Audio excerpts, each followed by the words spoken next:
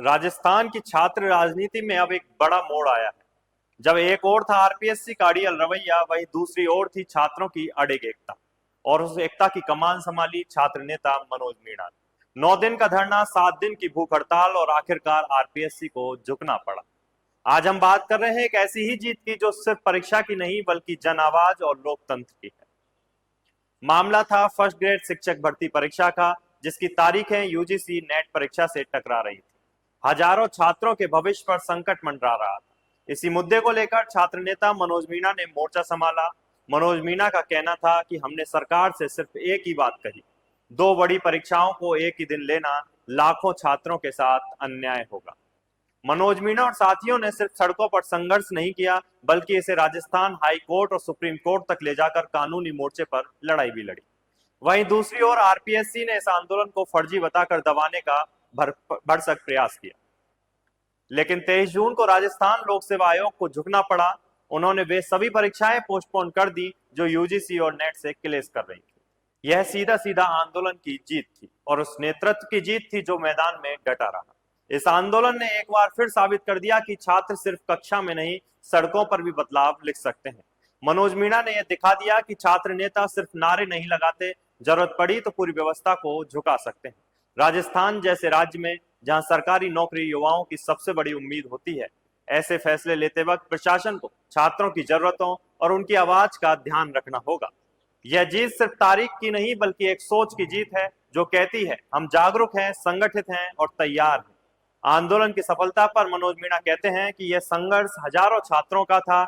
हमने मिलकर लड़ाई लड़ी और लोकतांत्रिक तरीके से जीत हासिल की। आज फर्स्ट ग्रेड पोस्टपोन को लेकर माननीय न्यायालय सुप्रीम कोर्ट से जो हमने लड़ाई लड़ी, हमारे पक्ष में जो निर्णय आया है, जो 9 दिन से यहाँ संघर्ष करा, महेश नगर जेडीए गार्डन में 7 दिन भूख हड़ताल करी, सरकार से आर पार की लड़ाई लड़ी, आरपीएससी से आर पार की लड़ाई लड़ी। और साथियों, सरकार बेशरम बन के देखती रही, आरपीएससी देखती रही। इन्होंने प्रेस कॉन्फ्रेंस तक करी कि पेपर छप गए, एग्जाम पोस्टपोन नहीं होगी। हम यहाँ 9 दिन बाबा साहब के चरणों में बैठे रहे, संविधान को मानते हुए, डॉक्टर भीमराव अंबेडकर के रास्ते पे चलते हुए इस लड़ाई को हमने लड़ा। और आज माननीय न्यायालय से इस लड़ाई में हमें जीत मिली है। 3 जो एग्जाम थी, जो नेट यूजीसी के चलते जिनका टकराव हो रहा था, उन एग्जामों को आरपीएससी ने आगे किया है। आज आरपीएससी और राजस्थान सरकार को मुंह की खानी पड़ी है। ये जीत, ये प्रदेश के युवाओं की जीत है। ये जीत प्रदेश के युवाओं के संघर्ष की जीत है। मैं भजनलाल सरकार से और आरपीएससी दोनों से कहना चाह रहा हूँ कि आपने आंदोलन पे कई सवाल लगाए, आरपीएससी ने कई सवाल उठाए, ये विद्यार्थी फर्जी है, ये आंदोलन फर्जी है। आप कान खोल के सुन लो, ये आंदोलन और इन विद्यार्थियों की ताकत के बलबूते पर आपकी सरकार को पीछे हटाया, आरपीएससी को पीछे हटाया। और आने वाले भविष्य में भी जब भी युवाओं की बात होगी, युवाओं के लिए कोई न्याय की बात होगी, तो उनकी लड़ाई को बड़ी मजबूती से लड़ने का काम करेंगे। युवाओं के साथ मजाक बिल्कुल बर्दाश्त नहीं किया जाएगा। युवाओं की न्याय संगत लड़ाई में अगर आप लोग सपोर्ट नहीं करोगे तो हम इस लड़ाई को तमाम मोर्चों पर लड़ेंगे और आपको हर जगह में करारी शिकस्त देने का काम करेंगे। आज की जीत पूरे प्रदेश के युवाओं की जीत हुई है। पूरे प्रदेश के युवा आज की जीत से खुश है कि सरकार को पीछे हटने पड़ा, आरपीएससी को पीछे हटना पड़ा और आने वाले समय में भी मजबूती संघर्ष करेंगे। मेरा थोड़ा दुख है कि जो अपेयरिंग के छात्र थे वो लगातार हमारे साथ थे, उनको आरपीएससी ने नहीं सुना। कम से कम उन बच्चों को मौका मिल जाता तो तमाम बच्चे खुश होते, लेकिन कहीं ना कहीं आरपीएससी की हठधर्मिता, सरकार की हठधर्मिता अभी भी बनी हुई है और सरकार और आरपीएससी दोनों की हठधर्मिता को आगे तोड़ने का काम करेंगे। मेरे भाइयों से कहूंगा, किसी को निराश होने की जरूरत नहीं है, कमजोर पड़ने की जरूरत नहीं है। आने वाले समय में मजबूती से आपके और उठाने का काम करेंगे। और ये जो जीत मिली है, ये जीत साथियों कोई सांकेतिक नहीं है।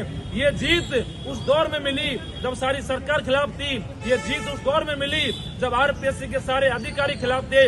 इस जीत के मायने इतने बड़े हैं कि मेरे भाइयों की सरकार आने वाले समय में युवाओं के आंदोलन को ना तो बदनाम करने की हिम्मत करेगी, ना आरपीएससी हिम्मत करेगी और युवाओं की मांगों को मानना पड़ेगा। और आने वाले समय में सरकार और आरपीएससी ऐसे अनसुना करेगी तो मैं भरोसा दिलाता हूं आपको मेरे भाइयों फिर दोबारा इनको हराने का काम करेंगे और मजबूती से लड़ने का काम करेंगे।